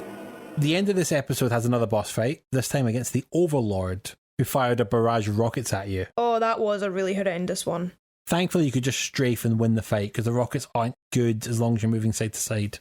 You had less of a struggle fighting this than you did the boss from the end of episode 1. You did beat it within 10 minutes of this one. Yeah, I think I'd gotten a bit better at strafing at that point. I still was like, throughout that. Now, I think you want to talk about what happens at the end of this episode, though. So, before he fights this boss, he says, I'll rip your head off and shit down your neck.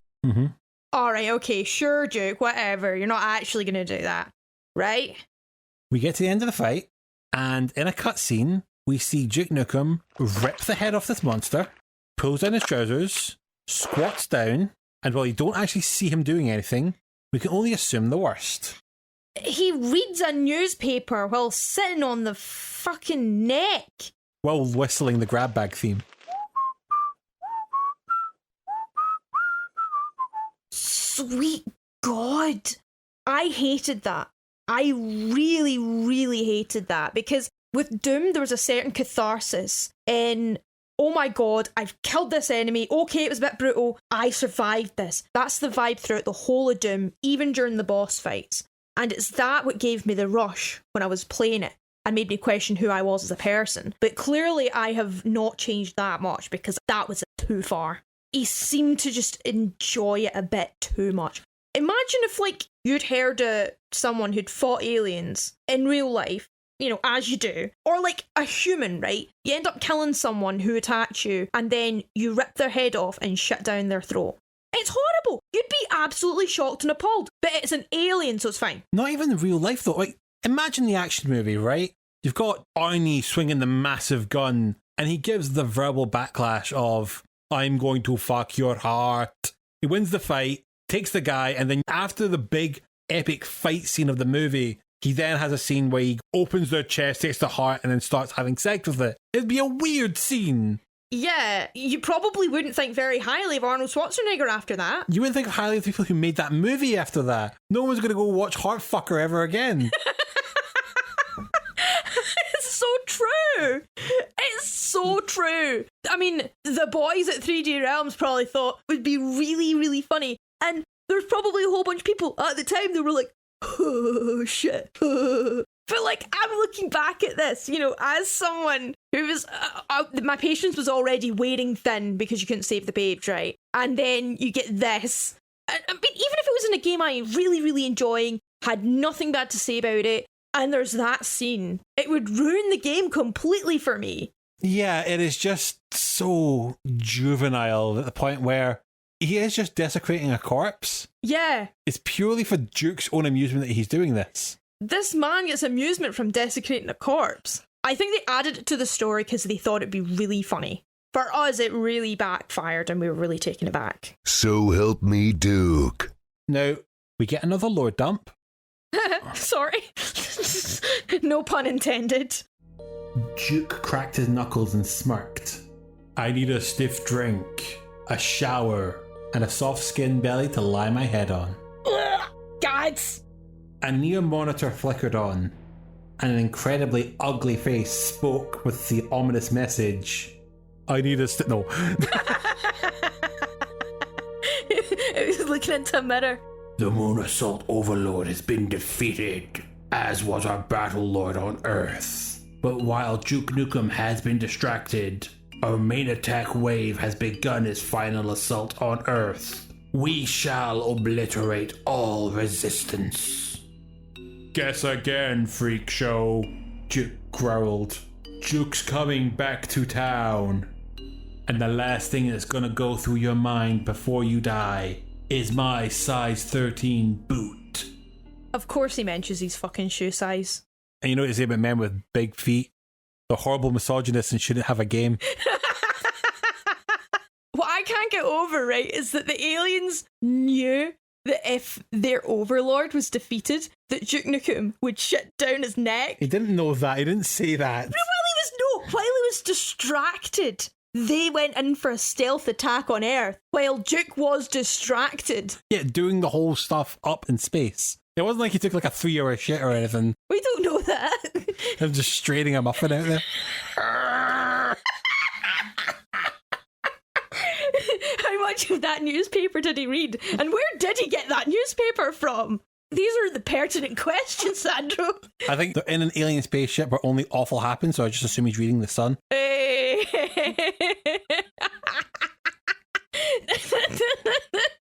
So this is where we enter the third episode and the final episode of the original release.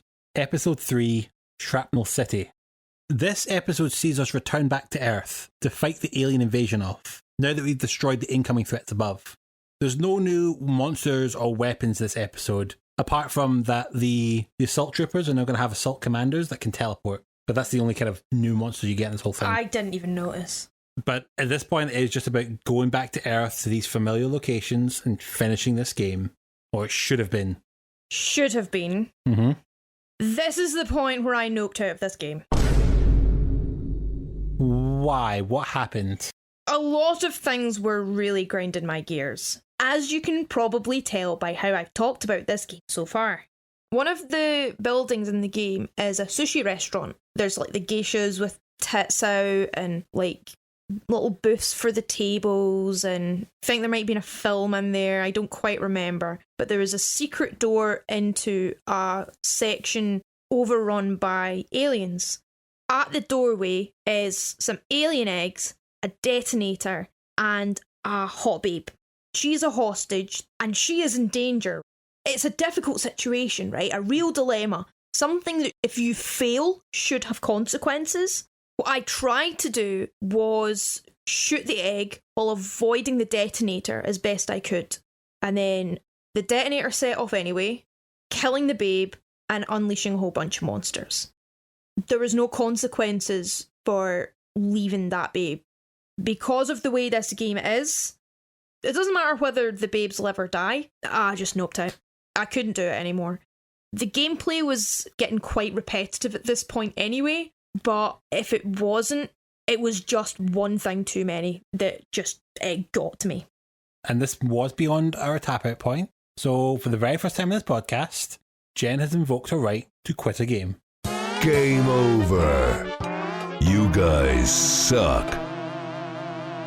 Okay, now this is putting the podcast into quite uncharted territories. We've never had a rage quit on the show before. The closest we came was Sonic, and that was on the penultimate boss. I think you pushed through in that regard.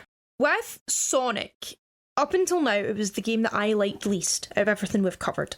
Because I struggle with the platforming, it was incredibly frustrating. Mm-hmm. But I could never say it's a bad game, because overall it does a really good job. I liked Sonic and Tails. I can appreciate it for what it is, even if I had a hard time with it. This is the first game where I found this gameplay pretty easy. The difficulty wasn't the problem. I genuinely didn't like this game. This is the first game I think I've ever played where I felt like my time was being wasted. It is a new feeling to me because, I mean, sure, we're going to get an episode out of it, but if it wasn't for that acute feeling of having what remains of my life wasted in a game I don't like, I would have been a lot angrier than what I am. Right, so I had the decision that just for the sake of posterity, I would finish the game and bring any highlights to Jen's attention. So the only two things I found I wanted to show you was the 5th and 6th levels were a little interesting because the 5th one happens on the set of a movie studio where they're filming a movie called Lunar Apocalypse, which was the name of the second episode. I mean, of course they let this sociopath into Hollywood. Yeah, it's just this level fascinates me. It's this idea that Duke Nukem must clearly be an actor as well. I'm not sure what's going on there. They cast talentless people in movies all the time. True. But that will come up in Duke Nukem Forever, by the way. Yeah, which we are not playing. No, we are not. I also showed you how the next episode was based around a subway system. Yeah, that was quite... I mean, the gameplay was fine for these levels, but a bit bland. It was just interesting to have a shooter that takes place in an area that can be quite visually familiar in a subway. Yeah. I can understand why you picked them out. Mm-hmm. I don't know, I think I was so done with the game that I was not inclined to praise it very much. And of course, I had you do the final boss fight against the Cycloid Emperor. Which was too easy. Yeah, I went through the entire previous levels, which I do have to point out, the penultimate level is called Hotel Hell. I was going to do the Where's the Lamb Sauce one. But I went through those levels and made sure to preserve a lot of the more explosive ammo for this final fight, just so you could finish this on the easiest difficulty I could. The fight's against this giant armored cyclops with a machine gun. Yeah, I mean, it was all a bit of a blur to me considering I won the fight so fast. It was just an elevator up, strafing, devastating on a football field. I was too busy killing the fucker to notice that on the football field were cheerleaders that could have very easily been killed by me. And they're just dancing around like there's no tomorrow, because if they were in my line of fire, there wouldn't be. Why did they put cheerleaders in the line of fire? It has been well established at this point that they don't care who lives and who dies. Mm. So, I mean, have some hot girls dancing at the end of the game. We gotta have some hot girls dancing at the end of the game. We've gotta put them somewhere, I know, in a football field, at the final boss, where they can get rocket launched at any time. Now, because I went to the effort of making sure that you had full ammo, full armour, and full health, you did take him out in seconds. Yeah, if I had a good bit less than that, the fight probably would have been a lot more challenging. Mm-hmm. But yeah, it was too easy for me at that moment in time. Now, at the end of the fight, Duke then lines himself up, like he's about to go for round 2 on his number 2s. Ugh. Thankfully, he keeps his trousers on this time, and instead he positions himself correctly and kicks the head of the monster, knocking a single eyeball out and through the uprights for a field goal. I mean, it's less tasteless than shutting down its neck. True. This is a lot more action movie silly. Yeah. Still made me a bit uncomfortable. But it was what he said at the end of the second episode was, the last thing that will go through your head is my size 13 boot. He called his shot. He sure delivers on what he says, but why did he have to say it? Because he already envisioned that this game would end on a stadium where he'd get to give a field goal. Yeah. I can just imagine then the game finishes on, oh yeah, and my dad works for Microsoft. And everybody clapped.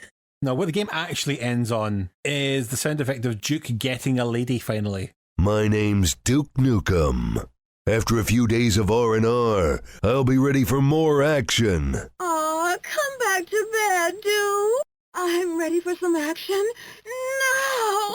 I assume this is him losing his virginity. Yeah, I mean, for me it feels completely unearned, but then, let's face it, you get a lot of powerful men who haven't earned it, but get it anyway. I got a look at the opening and closing cutscenes from the 4th episode, and it was at that point I decided I do not need to see any more of this game. Yeah, we're not going to go into it. I would rather pretend the game ended in the 3rd episode. Yep, that's fine with me. As God intended. The only thing I've noted about the 4th episode, though, is that it does give us the credit sequence. And it does end on the line, thanks to all our fans for giving us big heads. Look for a Duke Nukem 3D sequel soon. Big heads? Eesh. That's bad enough, but about that sequel. You know what, let's just move into the aftermath and talk about it there. Yeah, good shout. What a mess. Now, you've had a nasty time with this game. Horrendous. Well, not horrendous, but shite. Unfortunately, it's a bad sign of humanity. That doesn't reflect the rest of the gaming population's time. Yeah, I gathered. This game put the build engine on the map, for a little while at least. The build engine's pretty good, so I can understand why a game would do well on it. It's just a shame it had to be Duke Nukem. I know, but this was the last of the big 2.5D engines. Mm-hmm. Because when you got to things like Quake and Unreal, they gave you 3D models. It wasn't 2D sprites anymore. Yeah. It built on what the build engine did and did it better. Yes. So the build engine's time was deeply numbered. As much as Duke wasn't afraid of no Quake, the Quake engine was coming to kick its ass. Yeah. Which, I mean, karma? Well, not karma for that poor Ken guy, but for Duke. Yeah, karma's the right term, because when it came round to that Duke sequel, getting another pun name of Duke Nukem Forever, Oh, yeah, okay, cool. and also a reference to Batman Forever. Which apparently was already 3 years out of date. So that game was due to come out in 1998. Sadly, there was a slight delay, but after a small wait, it came out in 2011. How many years? That's a 13-year delay. Bit of a cock tease, that. Yes, and the game came down to a problem with engines. The game's development is an absolute train wreck. A train wreck in engines? What are we on? A Thomas the Tank Engine episode? Hey! Without having their own engine to use, 3D Realms had to choose, right? Do I choose the Quake engine? Choo-choos? I'm so pleased! I'm so happy, Doug! I'm a genius! Will you choose me? No! They had to choose between using the Quake engine or the Unreal engine. They thought about it and went, fuck it, all of them. 3D Realms went through nearly every major engine of those 13 years. Jesus. On numerous occasions, having the whole game design thrown out to make way for a new engine. George Broussard burned many bridges in constantly delaying the game. Yes. And yes, on this occasion, it seems Broussard is solely to blame. A poor look for a game with the initials of D and F, which if you're a racing fan, is known as did not finish. Oh, yeah. I mean, it did finish eventually. Yeah, it did eventually come out in 2011, after Gearbox went in and went, please stop making this. Please. Like one of those women in Duke Nukem. Kill me. The game came out to absolute applause of slow claps. It was an awful game. It's not fun. It acts with bigger trousers than he thinks it has. It takes pot shots at games that are infinitely better than it. And probably no longer relevant either. Some of them definitely weren't, no. I mean, considering it took 13 years to make the game, imagine being on that dev team. Imagine how your patience would be frayed. That Sisyphean effort. You've just managed to get your level or several levels done. You've made so much progress and you're feeling great. Taking a celebratory sip of beer or whatever their tipple of choice is, and then George comes along and goes, no, I want it in that engine now. Oh, I want this. I want that. And you're sitting there like, but I did my level. I did everything you asked me to. But I want that engine. George, I've got to do this all over again. What are you doing? Yeah, the game feels deeply disjointed, exactly like that. Duke Nukem Forever killed the franchise. I don't think it just killed it. It ripped off its head and shut down its neck. Quite rightly so. There have been small attempts to resuscitate the brand here and there.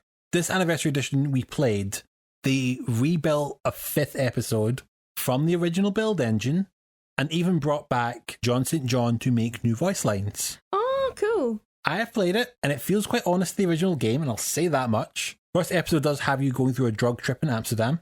Certainly makes for a change. Don't tell me it's in the red light district, doesn't it? What do you think, Jen? It's in the red light district. I mean, don't get me wrong, Amsterdam's a lovely city, but like, Jesus Christ, Duke, like, get a personality, Duke, that doesn't revolve around porn.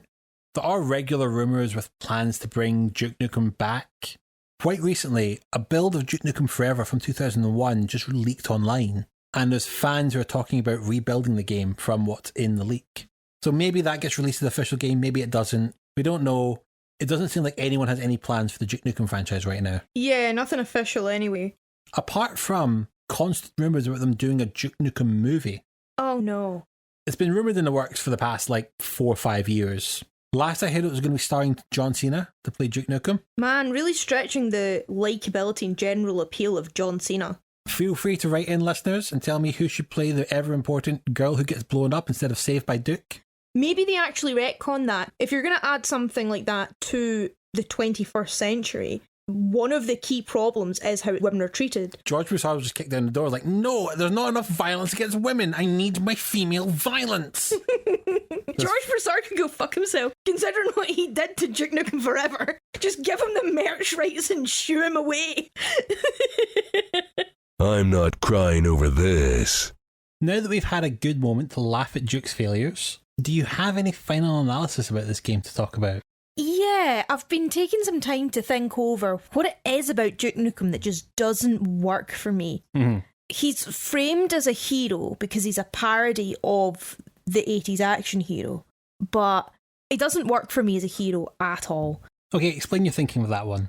One of them is he doesn't really go through much of a hero's journey.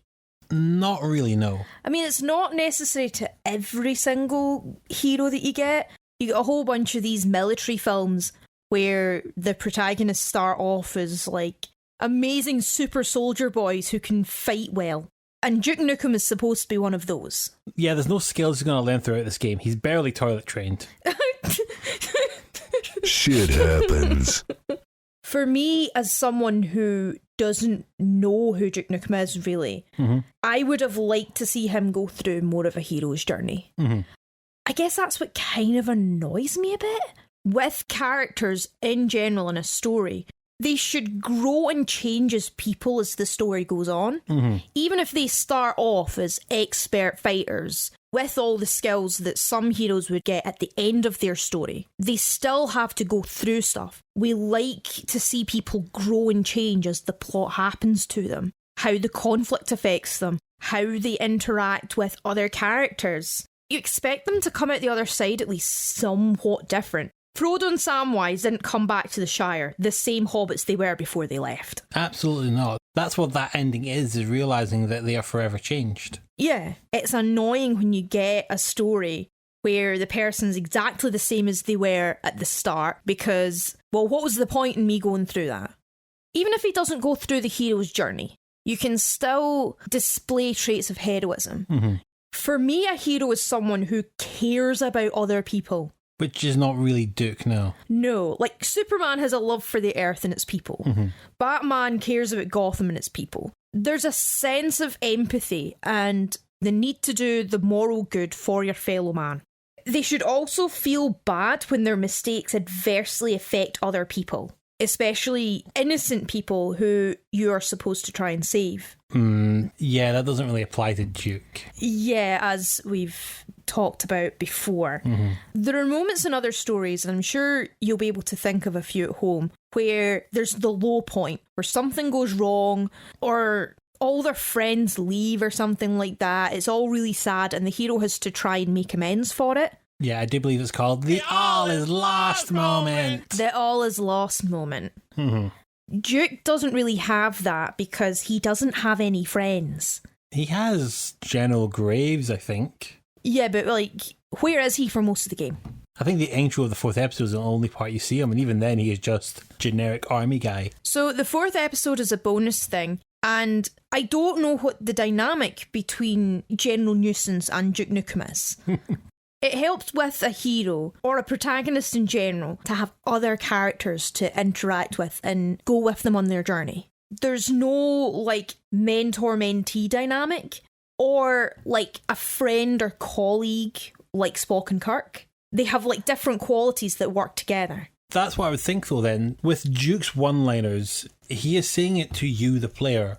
So then wouldn't that then make you the apprentice to the Master of Duke? You are also playing as Duke Nukem, though. But Duke has his own thoughts and feelings on things. I never thought of it like that. If I'm supposed to be sidekick and I don't like him, that's kind of a bit of an awkward moment. True, admittedly, that doesn't really work as well when you think that he says cool things and he kills aliens are the only thing that makes him quote-unquote likeable. Yeah, killing the aliens in this game is positioned as the morally good thing to do. If I was Duke Nukem's sidekick, as you're posing, my whole experience with him would be the low point, where I say, Duke, what are you doing? Look at what you've become. You didn't save the babes. Then I'll go off in a huff, or he goes off in a huff. And then he decides, yes, I think I'm going to save the babes. I'm going to save them. You're right, Jen. We should do this. And I'm sorry that I was wrong.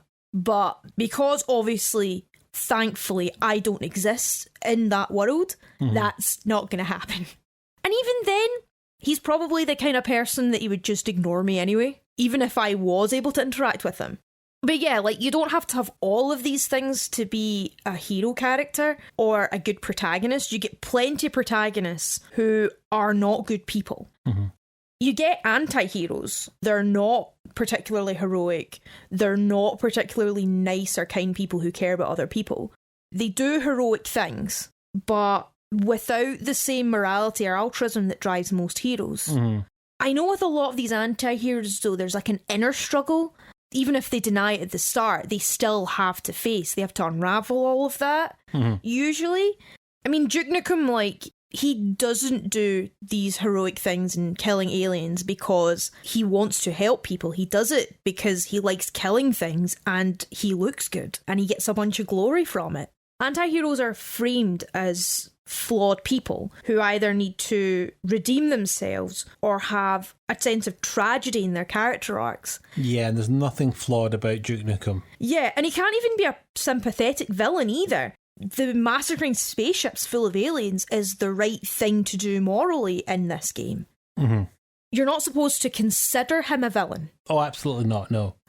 A lot of people will argue that, well, he's just a parody of an action hero. He's not supposed to follow these conventions. All those things that make a hero, fuck those. We're not regarding them because it's funny. They disregard the conventions of being a hero and heroism by making him an arrogant, selfish, violent dickhead who likes killing things and receiving praise and sex. Because it's funny. I took a cursory glance at the previous two games, and those traits actually came across a lot better. It was much better signposted. In what can very loosely be described as a hero's journey, his call to action and reluctance in the first game is being forced to save everyone, but being annoyed that he's been interrupted from watching TV, which is pretty funny.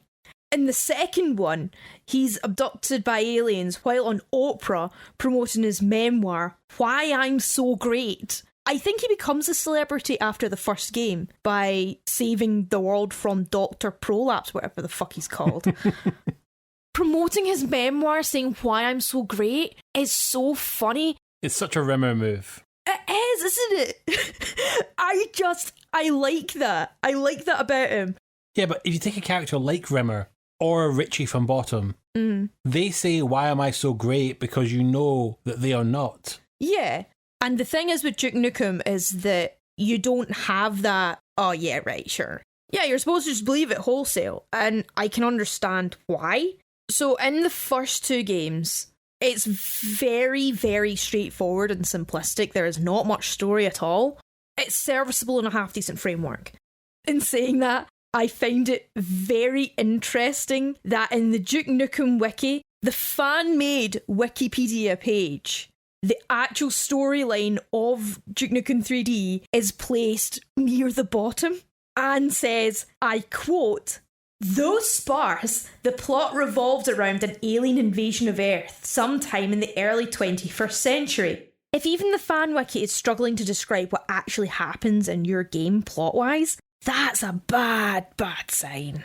But this is not Final Fantasy, where the mechanics are there to deliver an interesting story. That story is there to deliver mechanics. Sandro, it's a terrible framework. They've had a half-decent framework before. I'm not asking for much. I'm really not. Duke doesn't need to be a complex character. It's also not funny because they were so busy trying to make him look cool that they forgot that he's basically just a glorified wrestling heel. A wrestling heel's there to make you annoyed. He's not there to annoy you. The thing is with a wrestling heel is that you can find a wrestling heel likeable and funny as well. One of my favourite wrestlers is Maxwell Jacob Friedman, who is a diabolical arsehole. Truly Machiavellian, shit-eating grin fuckboy, right? You're supposed to hate him. I still like him. I think he's funny. I think he's great. But I also kind of want to see his downfall a little bit. There was a very prolific wrestling heel called Gorgeous George in the 50s. And he said to a young Muhammad Ali, a lot of people will pay to see someone shut your mouth. And I wished that I could have paid to shut Duke Nukem's mouth. You know what he actually reminds me of? What? In wrestling, John Cena. Right, explain. 2006, All the big names of yesteryear have all left by this point. The Rock's gone, Stone Cold's gone, and the WWE was like, right, we need our next big stars for tomorrow. One of the people they picked was John Cena. And they were like, right, John Cena's going to be the coolest character. He's going to cut down everybody. He's going to win all the time.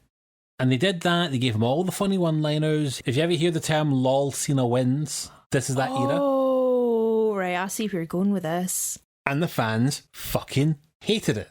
You know, the younger fans got into it, but the older fans were like, we're bored of this. We want something new. And they weren't being given anything new. Mm-hmm. Duke Nukem reminds me so much of Super Cena. Yeah. He's got all the funny one-liners and he wins all the time, and isn't he looking great? And I do think there are fans of this game that go, yeah, he's so cool, because they're not looking for anything further than that. I think your John Cena comparison works really well, because the boys at 3D Realms are trying to push John Cena onto me, except, I don't know, I think John Cena is less of a dick. Duke Nukem probably wouldn't be, like, talking to a bunch of sick kids. He would not bother with that. You are right to point out all these flaws. I would always default on the idea that we are still very firmly in John Carmack country of the story doesn't matter. Why are we shooting things? Because there's aliens that need shot. So you're saying that Duke Nukem is the video game equivalent of Troy the Gardener flopping his great big Bobby all over the place? Yeah, exactly. No one needs to know what type of flowers that he likes. There's a gardener that's showing up and he's found the horny housewife. In that case, why is it considered a classic of video games? For those mechanics. It's Doom, but you can look up. I was rooting for Doom Guy. I was hoping that he'd get out of that situation, because he is a bit of an underdog. He's in a space that he is not comfortable in, and he doesn't relish killing anything. Okay, I'm being reductive, but I'm sorry, I can't excuse it. They're moving from the platformer to a first-person shooter into an ambitious new engine. And they spent so much time thinking about, like, Duke Nukem's movie lines and shooting aliens that they forgot to put in a half-decent framework to string it all together. I'm not asking for fucking Heavy Rain or anything. Mm-hmm. Duke Nukem's arc in this is literally going from not getting pussy right now to getting pussy right now. I can understand why it was popular. Mm-hmm. We're just wanting a bit of mindless violence, and that's all they wanted in their video games. That's fine.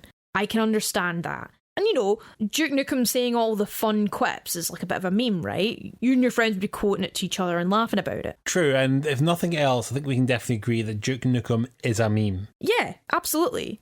It's a meme that I don't find particularly funny for some very disturbing implications that are put forward. Unintentionally, I'll argue. But still, it was very poorly signposted for me. I didn't get the joke. You know what I mean? Mm-hmm.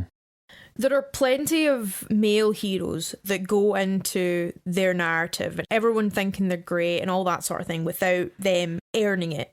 But I've seen lots of people get annoyed about the fact that there's not enough of these female heroes nowadays who go through the hero's journey and earn their place as a hero.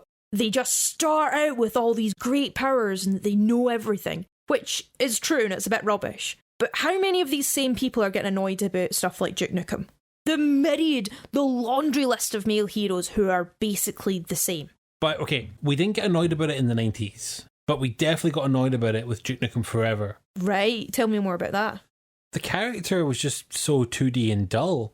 At this point, we had things like Half-Life, Halo, Bioshock, and Duke Nukem in this game that's taken 15 bloody years to get out the door comes in here and he skewers all of them like he's better than them. And me looking at it as a game, I was like, you fucking wish you were half as good as any of these games. Yeah. Because it was a game that it carried itself with such confidence, but yeah, it doesn't surprise me that the Duke Nukem brand died.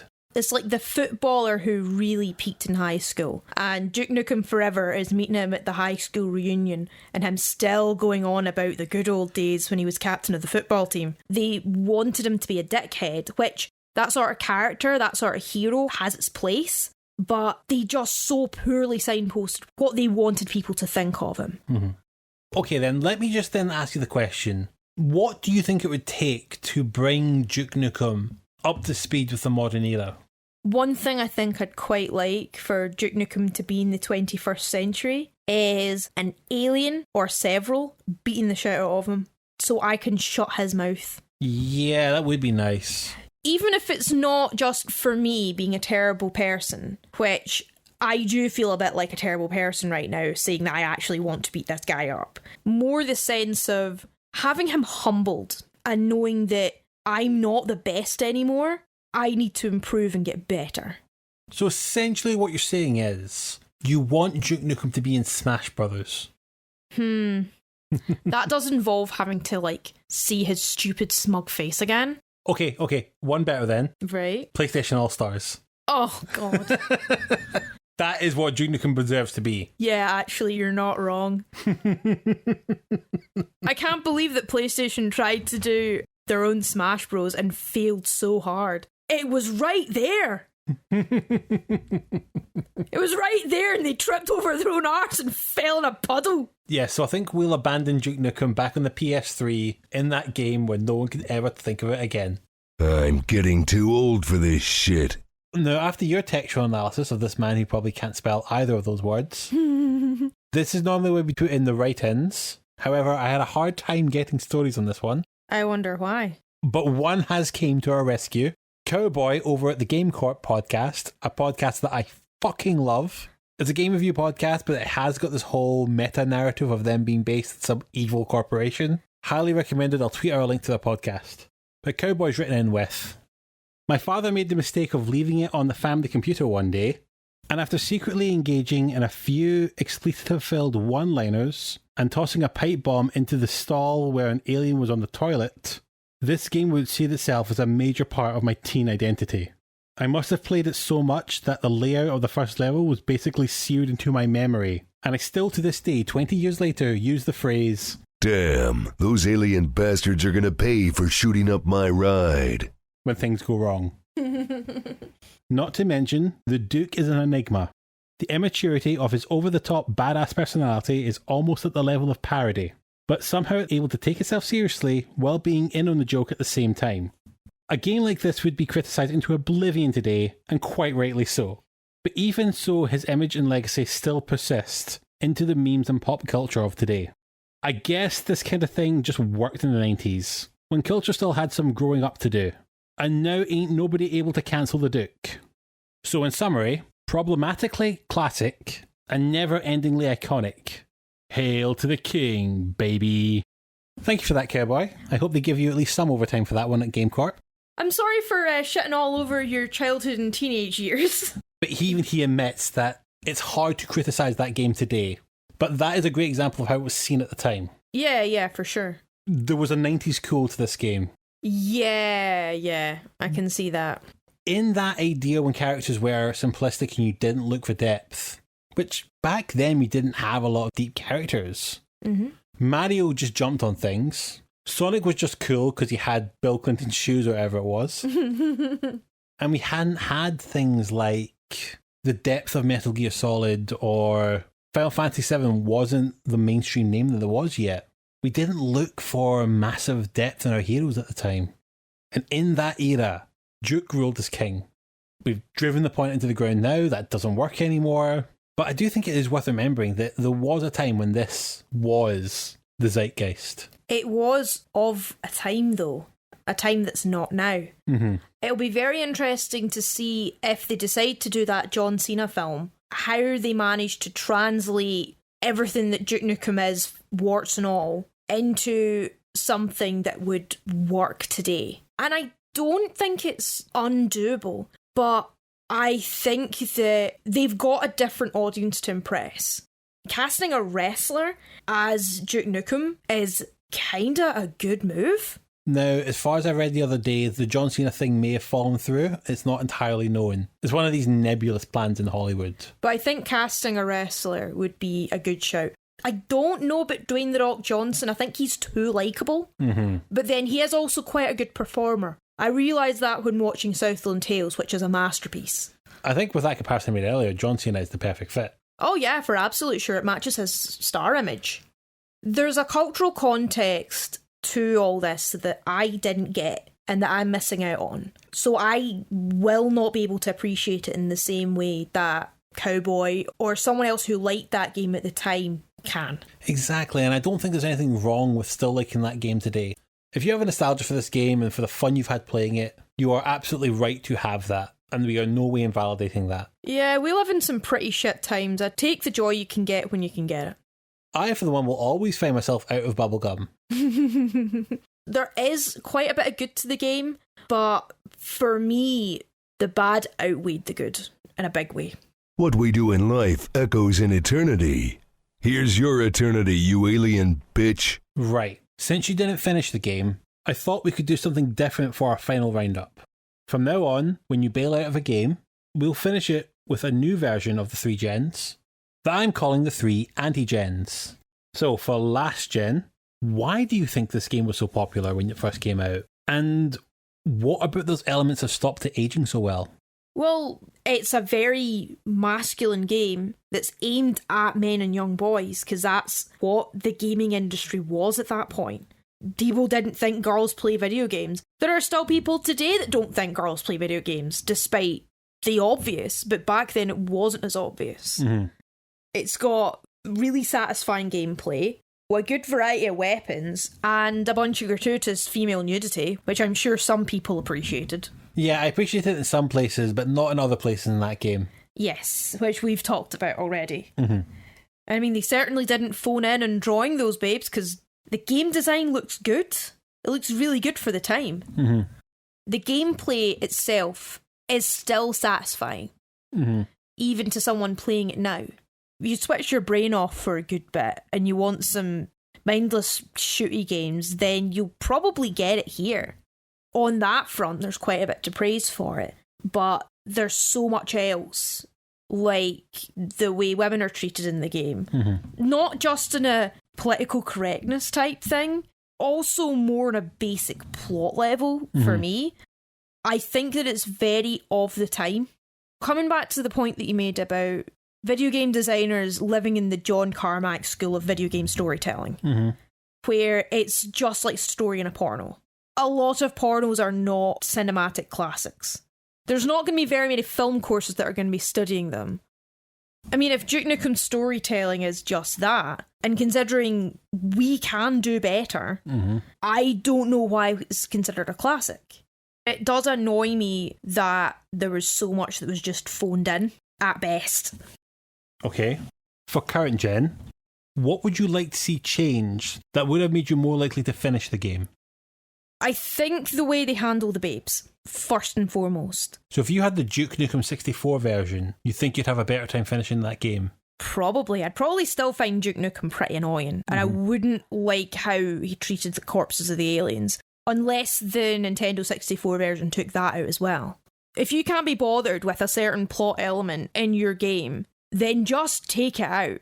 So if there were no babes in this game, do you think you would still have the violent reaction you had at the end of episode 2? Probably not. Really? I mean, I'm a simple gal. I just wanted to save the babes. Maybe give the girlfriends Duke Nukem shag a bit more to do. Maybe one of them helps you get ammo or health, or gives you a good weapon, or maybe you save them, or whatever. They could have done something with it. You know you've effed up when you've got a feminist yelling at you to objectify the women better. Like, you could have given them a bit more to do and also made them scantily dressed or topless or whatever you wanted to do. Just having a bit of a better framework. Like, I didn't even know who my villain was. There is no villain in the game. Exactly, it's just a final boss. Who is the villain I'm trying to face? I don't know who that even is. There's a final boss and that's it. Who cares? Why are we here? I would have quite liked to know that, not expecting masterful storytelling, but having something that, all right, okay, this is how I'm going to get there. Oh, Duke Nukem is supposed to be like this, and this is why. Right, okay. I didn't get that in Duke Nukem 3D, because that's not really what they put their time and attention to. You've got to prove to me why I should care and why I should keep playing. 100%, yeah. Duke Nukem 3D doesn't do that. There's an arrogance to it that kind of, for me, has not earned that arrogance. Now, finally, for next gen, has doing this game put you off covering more games of this franchise or of this genre? Of the franchise, yes. Yeah, we're never touching another Duke Nukem game in this podcast. Never in a million years. even with the platformers, I've seen gameplay of them, and there's not much there. Mm-hmm. And Duke Nukem Forever is just a continuation of a game that I don't like at all, and I feel has wasted my time. Okay then, how do you feel about first-person shooters after this game? I still want to play some more first-person shooters. It's like deciding you're never going to watch any science fiction again because you watched 2/3 of Ready Player One, or the Kerblam episode of Doctor Who. You know, the one where Amazon's the good guy. Oh, yeah. And the striking workers are the baddies. Yeah, that happened. Sorry to bring that up again, Doctor Who fans. I think it's a bit reductive to say that, all first-person shooters are bad because I have had a bad time with one first-person shooter. There is a whole lineage of games that come from Duke Nukem 3D, like Blood 2, Redneck Rampage, that we are not touching on this podcast. I think they speak of a time, but not of the evolution of the genre. Yeah, it'll be interesting to see where the first-person shooter has gone since then, and what they've improved upon. Yeah, the next time we come back to shooters, it'll probably be to do something like Half-Life or Halo. Yeah, I've heard really good things about that. I think they're going to be more what you're looking for in shooters. Yeah, I think you're right. I would also warn you that, sadly, when it comes to how they treat women in video games, we are very much still in the middle of the night. The dawn's not going to come for a long time in this podcast. There are parts of Grand Theft Auto where you kill prostitutes, and you can do that if you want to. Yeah, so we will probably find ourselves skirting against the subject again in the future. Yeah. I wish I knew how to quit you. Alright, it's time to cast the body of the Duke of Los Angeles into the hole we've been digging for 15 years. I guess he didn't escape from L.A. Yes, thank Christ. This is usually the point where I announce our next episode, but I can't find any evidence of any other video game worth talking about. What? What do you mean? Without any other video games to come forward, I'm unfortunately forced to bring this podcast to a close. What? Wait, it seems there's another video game to be brought to trial. Yeah, so next time, let's go into the wacky world of murder, law, and for some reason, stepladders. Huh? And play Phoenix Wright Ace Attorney. Yay! You got an opinion on the Phoenix Wright series? Come submit your testimony to starterquest@gmail.com or send your tweets to @starterquest with your thoughts, your feelings, your reasons why you like or dislike the Ace Attorney series, and we'll read the best ones out at the end of the episode. For now, though, I do have to say thank you very much for listening for this much different style of podcast. Mm-hmm. I know we've given such a bad review to Duke Nukem, but we still have to cheekily ask you to give us a good review on your podcast platform of choice. Thanks. That'd be great. As it really will help us get more attention on us. Speaking of, I do also have to give a mountainous thanks to the boys over at the Attitude Era podcast, who read out our sponsored ad on one of their recent episodes. We know there's a lot of fans who have came over to listen to us. The guys have been sending me messages on Twitter, and it's been amazing to read it all. Thank you so much for giving us a chance. I don't know about you, but hearing that sponsored read just made my day. Yeah, we were both so giddy reading it. Yeah, it was really exciting. So to all those people who have came over, I can only offer you a good day and a glargay. I like to consider myself a writer, and I have a website, jenhugheswriting.com. You'll find me on social media as well. My Facebook page, Jen Hughes Writing, and very dormant Instagram page, Jen Hughes Writing. A big thank you goes out to Blind for this episode's theme song, Bass Bag, available over at ocremix.org. Thank you. Until next time, when we find an attorney to sue Duke Nukem for emotional distress, there'll be a goodbye from me, Alessandro. And a goodbye from me, Jen. And, quest failed? Quest failed.